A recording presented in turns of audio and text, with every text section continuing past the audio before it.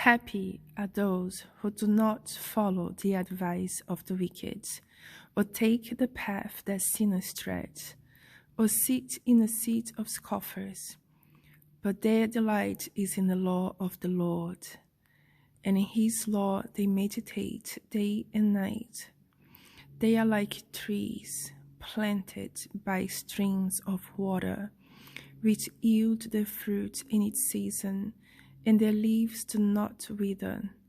In all that they do, they prosper. The wicked are not so, but are like chaff with the wind that drives away.